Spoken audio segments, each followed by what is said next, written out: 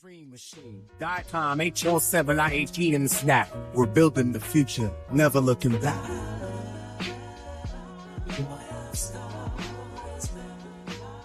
The future of AI in imaging is not going to be decided by models. It's going to be decided by workflow, governance, and infrastructure. And most organizations aren't ready. So what does real operational AI actually look like? Well, that's what we're going to dig into today. Welcome to Imaging Informatics Unplugged. And today I am joined by Dr. Franz Pfister. He's a physician, a data scientist, and he is the CEO and co-founder of Deepc, a Munich-based company that is focused on operationalizing AI in radiology. He trained in medicine at Ludwig Maximilian University in Munich and Harvard Medical School.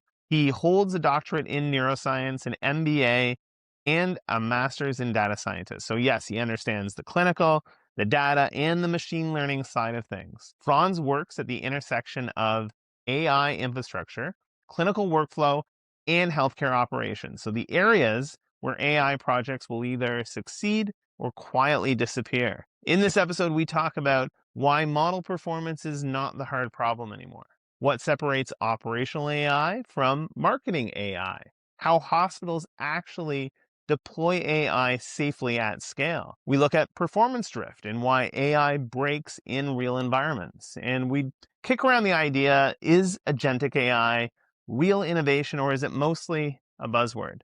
We also talk about the shift from treating AI as a tool to treating it as infrastructure, which is where things really start to get interesting. If you've ever wondered why AI demos look magical, but production deployments look less magical, you're going to enjoy this episode. And if you enjoy conversations like this, make sure to like and subscribe and follow the channel. And also keep an eye out on nagelsconsulting.com. We're about to release a major overhaul of the website, and it's going to include a lot of new courses that are focused on imaging informatics, interoperability, and enterprise imaging strategy. So there's a lot coming soon. And with all that said, let's dive into it.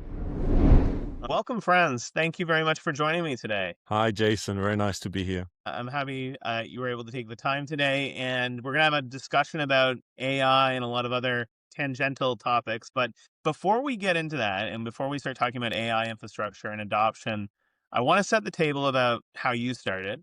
You're a trained physician, and you've worked deeply in AI. I've been following a lot of your LinkedIn posts over the last little while. And you're also now building a company that intersects with both of those areas, the AI and the clinical experience. And I'm curious about what led you to go down this entrepreneurial path of starting a company. What was the operational gaps that you were seeing with AI in the real world that made you want to go down this path? Look, I came into this whole area as a clinician first, did neurology after medical school for a few years. And what struck me early on when I was in the job as a neurologist is that there are so many challenges in healthcare that need to be solved. And when I got first exposure with AI, I was quite fascinated by the technology itself. It was 12 years ago. And what you could do with that technology to solve some of the world's pressing challenges in healthcare. And then I did a master's degree in machine learning to better understand how all of this works. And we then were diving into model building 10 years ago, 8 years ago in different areas. The radiology was kind of an exciting one because you had the data and convolutional neural networks worked quite well in that particular image-based segment. And what struck me early wasn't, can the model detect something, but actually it was, can the hospital run AI safely, repeatedly across sites and still trust it 6 months later? So that was quite evident already 6 years ago when we started Deepc. It was clear back then that it's just the beginning of this whole journey, but we kind of had the foresight that those will be the prominent challenges once you scale up and operationalize AI. And then real systems value doesn't appear at the moment of AI inference necessarily. It appears when outputs reliably land inside real clinical workflows with traceability, version control, governance, so clinicians can act without friction and management can defend decisions. When you wrote that paper on machine learning, what year would that have been? 2012, we have AlexNet. So I always like to kind of baseline where you were in your journey in relation to Yeah.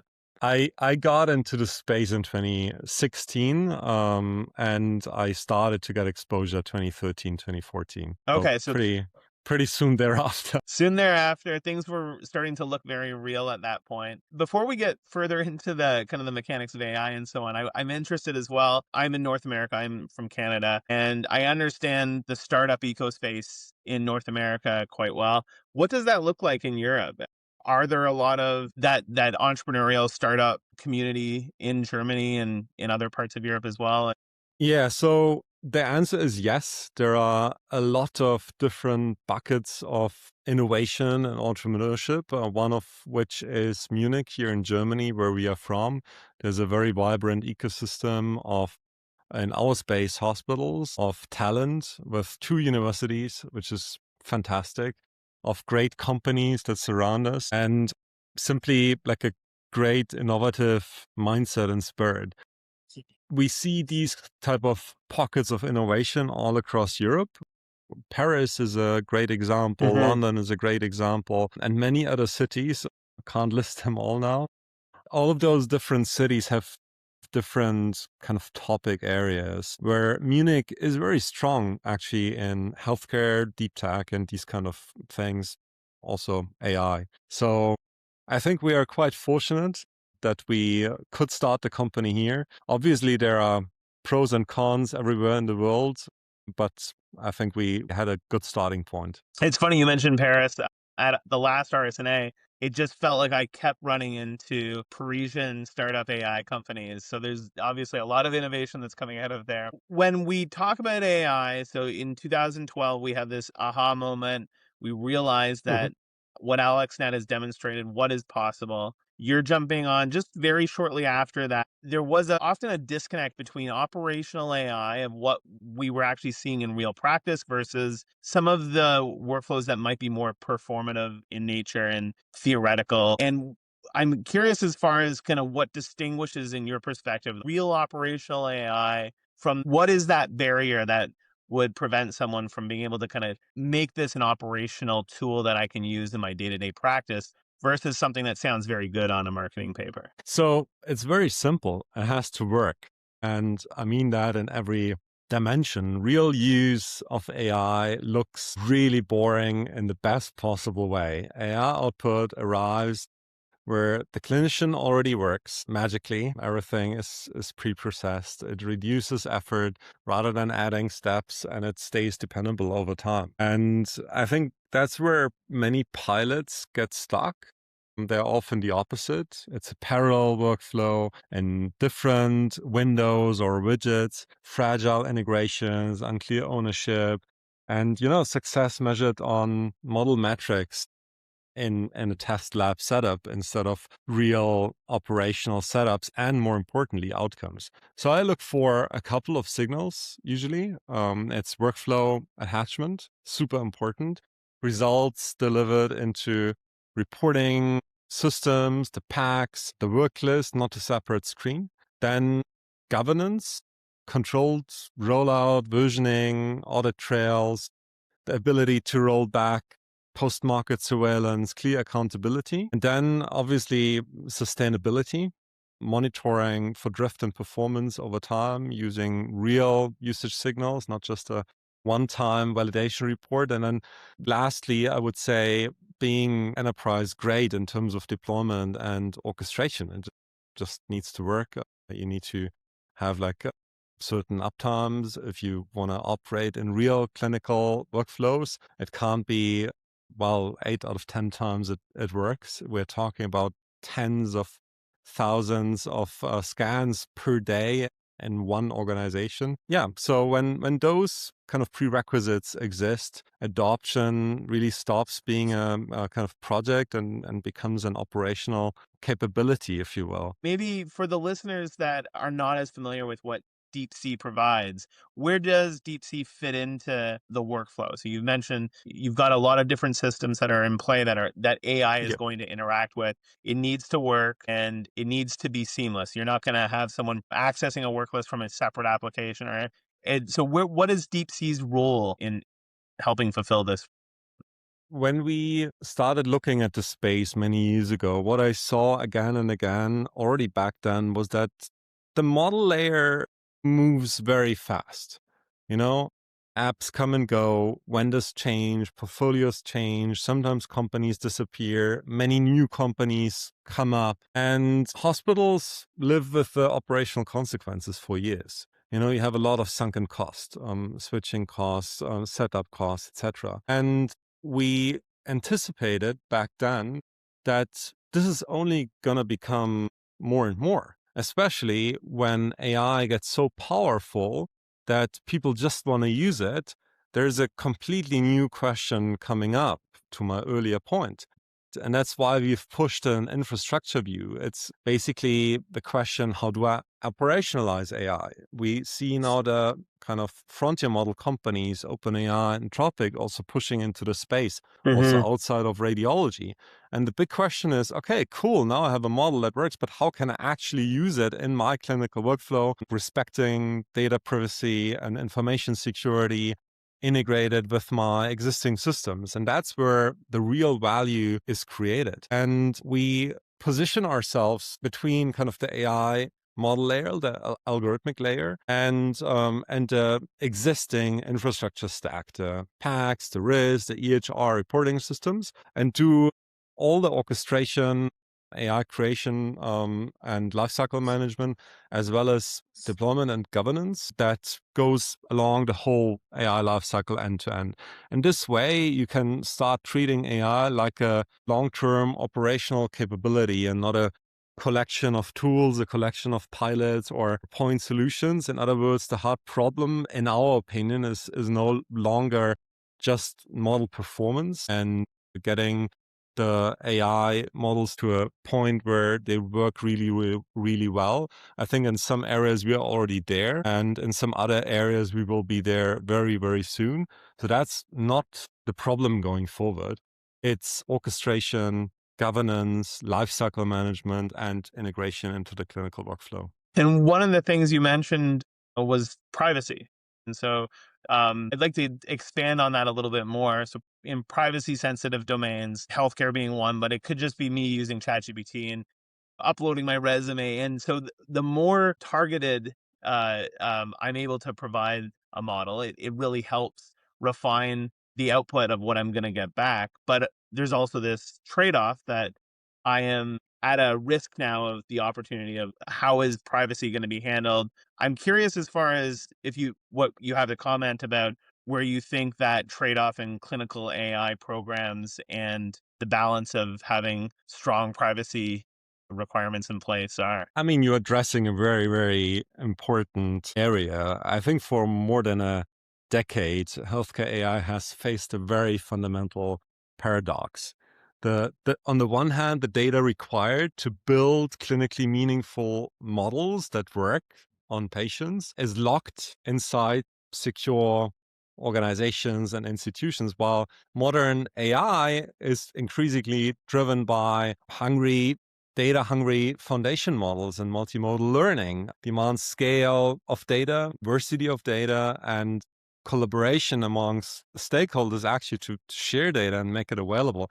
And I think this tension has limited progress to a huge degree in the field. And now with foundation models, we have there were many approaches how to address this, by the way. There was this idea of federated learning where you have like a global model and then the algorithm travels to the data during training and then you have an aggregation step. And these kind of things work, but they're very governance and compliance heavy and you have to form networks and then other challenges arise like interoperability, making their data comparable across sites without like seeing the other side's data. Those have shortcomings, more operational shortcomings than technical shortcomings. Now with foundation models, we see more and more a trend which goes a bit the opposite way, where You train models globally on pooled data, and then you take that global model, and there are even models now in the open domain like MedGemma and others, but also many proprietary models.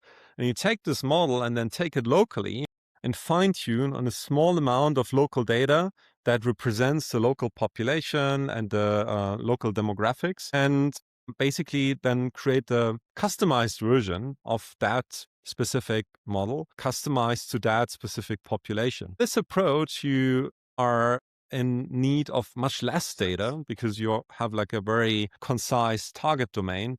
And then at the same time, it's also computationally much more efficient. So you don't need like mega GPU clusters because you can rely on the foundation model already having a lot of inherent knowledge and representation of the data. So I think that's one very exciting way how to look at it, also from a privacy perspective, that you are opening up completely new opportunities for organizations to have not only a private training of models, but also a very dedicated version of the model at the same time, fine-tuned on their data. And that's a bit of a trend that we are observing right now in the industry. Workflow in which I get to be able to validate it against my own data, see how it's performing, maybe have that train against what it's actually going to be working against. I find privacy is always one of those balances where you have some privacy policies that build bridges and some that build walls. And it's a matter of trying to find that balance between making sure we're building strong, secure bridges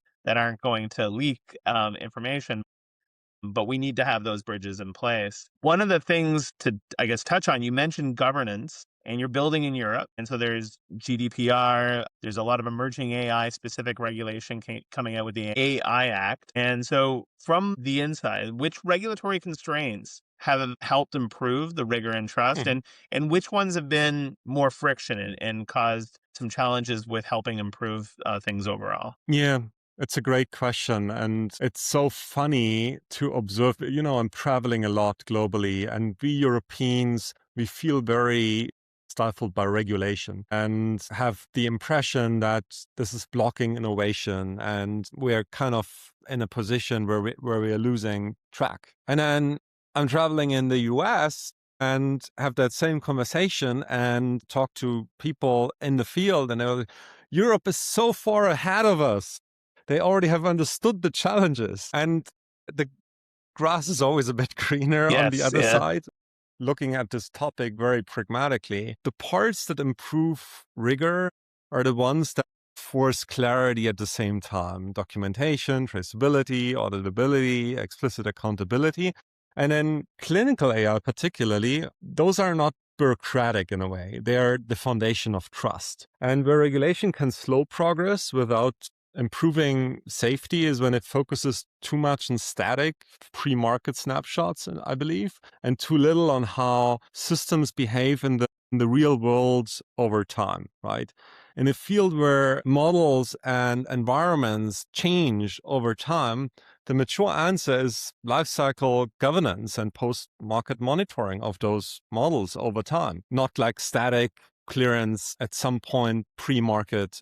And the industry is heading that way. And I think it's the right direction because it aligns oversight with the reality of performance drift and generalizability issues and bias risk and these kind of things. But coming back to your original question, I think it has pros and cons. I do agree with some people or some opinions that obviously regulation does not necessarily accelerate innovation all of the time. But then at the same time, having the right guardrails in place when it comes to high stakes areas like healthcare is absolutely mandatory and a non-negotiable as well. So finding the right balance and trade-off is key. It's hard to change something once it's established. So even though the guardrails might be challenging, at least you're growing up with the guardrails as opposed Yep. to learning how to, do something with no guardrails, with no constraints. Yes, we can get a lot done, but then once the guardrails come up, and they eventually will in most regulated areas, being in North America, like the US has HIPAA. HIPAA is much older than GDPR. And I think as a result of that, you can kind of see the big difference as far as GDPR has a lot more kind of agility with how it's been able to keep up with things related to AI regulation and so on. Another area that you were posting recently about on LinkedIn was about generalizability. And you had mentioned that, it's not a solved problem. It shouldn't be framed as one. And so, from what you've seen, what are the biggest drivers of performance drift when AI hits real clinical workflows? Yeah, it's a great question. I'm quite passionate about, and I think first of all, we need to understand that there's a difference between generalizability and robustness and drift, right? So on the generalizability front, that's a topic many are not talking about. And then they are surprised when you deploy AI in real clinical practice that it doesn't work as well as expected or wished. But then people often forget that generalizability is kind of a very typical machine learning challenge. It's nothing new. And we're looking at two types of generalizability problems at this point. Like one is really on the machine learning algorithmic front. The models, especially like the older generation CNNs, they can only be as good as the data they were trained on. This is now getting a bit better, obviously, for foundation models because the architectures are different. But still, you will have gaps in populations where you have like data underrepresentation in the first place. So this you see a lot, and it's nothing surprising. I find it more surprising that people are surprised about it. But the second part of generalizability issues is more on a clinical layer, I believe. There is no one size fits all from algorithmic performance, but also there is no one size fits all from a kind of workflow impact performance. A mammography AI engine, let's say, for breast cancer screening, it can be used completely differently in different clinical settings. It makes a huge difference if I'm in a specialty hospital versus a radiology outpatient center or a teleradiology setting. So, and that's just one example. Another example would be fracture detection. We have some customers that use fracture detection tools in the middle of the night in night shifts where there are no radiologists, simply because they don't find people to hire, right?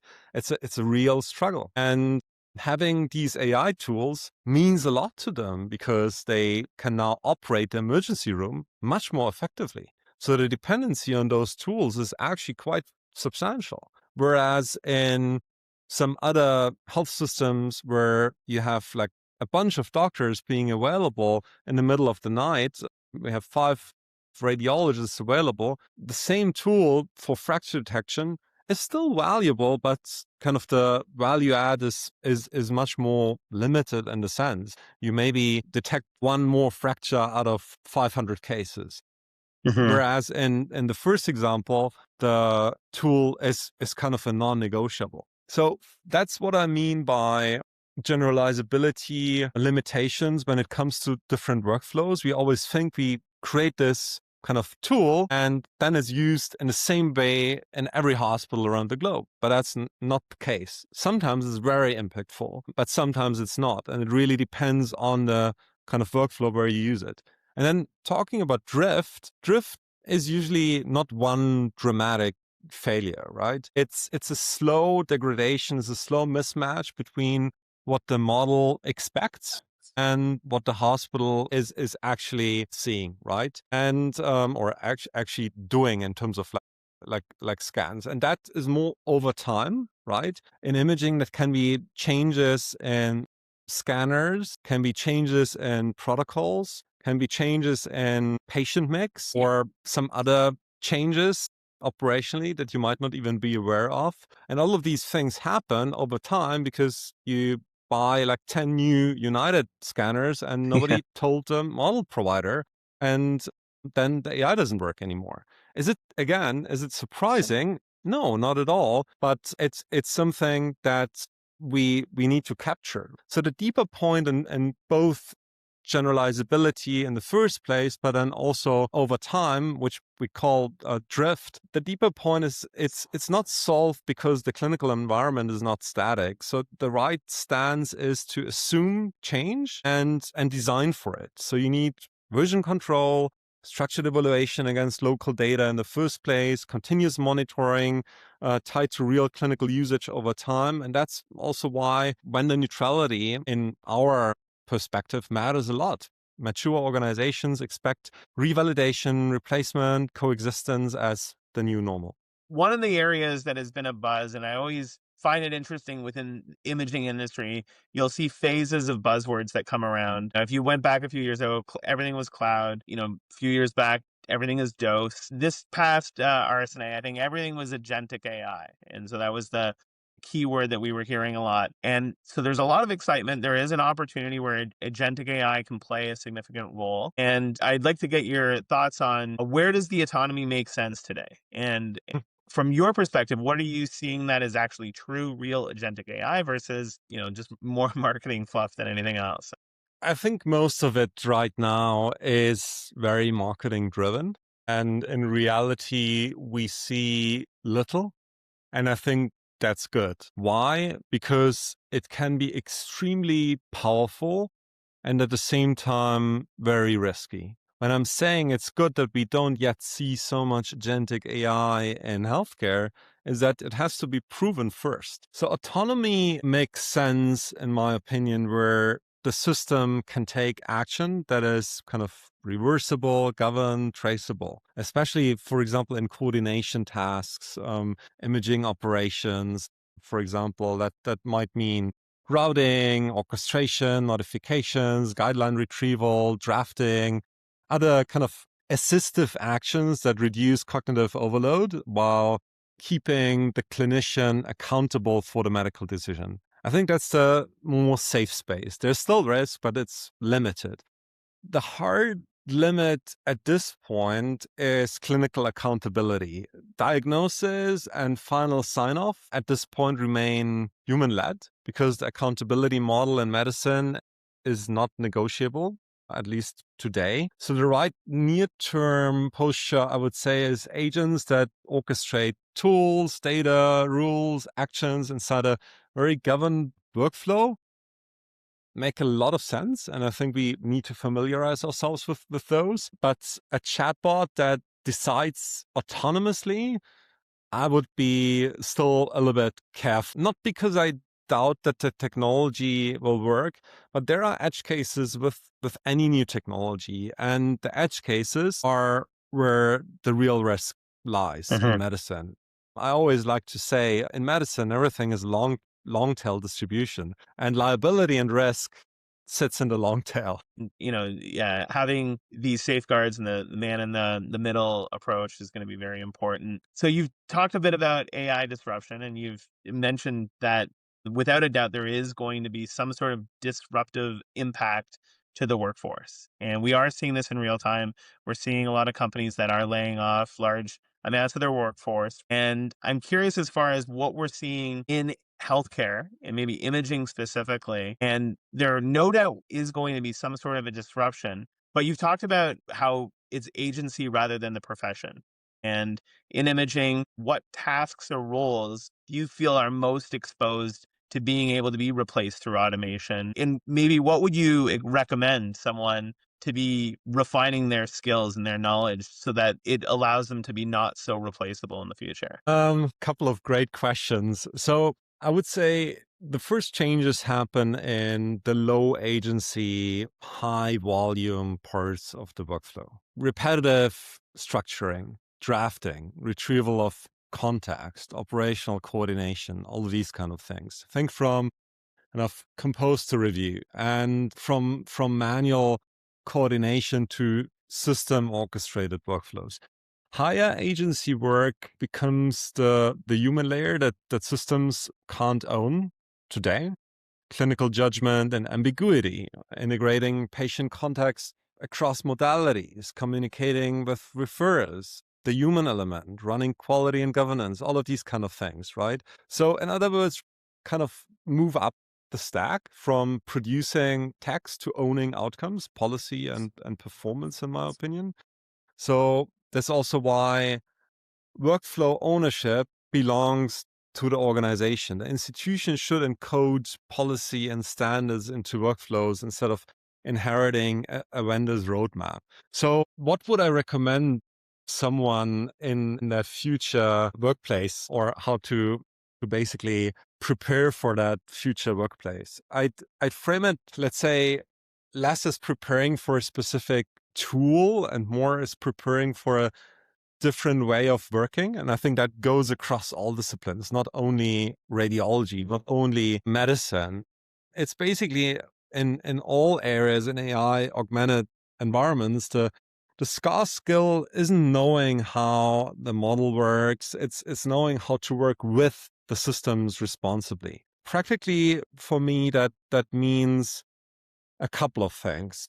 First of all, develop strong judgment and context. So as automation increases, value shifts toward deciding when to trust an output, when to question it, and how to integrate it with clinical and organizational reality. And that kind of judgment only comes from being very close to real cases and real outcomes. And the second, I think, building comfort with ownership beyond the immediate task. Future workplaces, most impactful people understand the upstream, but also the downstream effects of their decisions. And then maybe like the third one is just stay curious, right? But at the same time selective, right? Don't say, yeah, AI is never gonna work anyways. But also don't rely too much.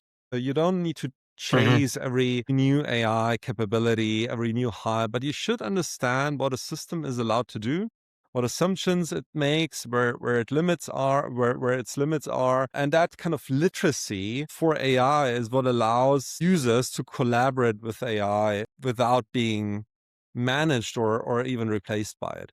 So to sum up, the goal isn't to compete with automation. It's to become the person who can responsibly steer it, if you will. I love that answer. Education is the opportunity to strengthen. I love the idea of continuing curiosity. That's a common theme I Yeah. find when I have these discussions with folks is, the importance of curiosity. We're almost at the clock here, and I'll give you one last chance just to close out with any thoughts that you have. If you want to mention anything that you're up to as far as where Deepc will be at maybe ECR or so on. Yeah, I mean, first of all, thank you so much, Jason, for the great conversation. Really appreciate the opportunity. We're excited about the future here at Deepc and all the opportunities that we, but also the whole industry and the research community can bring to healthcare and broader medicine. We will be at ECR very soon. Yeah, I think in a month from now. And we'll showcase a few new infrastructure components that are facilitating and accelerating that AI adoption in a scalable, sustainable, and responsible way. So I'm very excited to see you there and many other people. Terrific. Oh, well, thank you very much. And I hope to be able to do this again. Thanks. Thanks, Jason.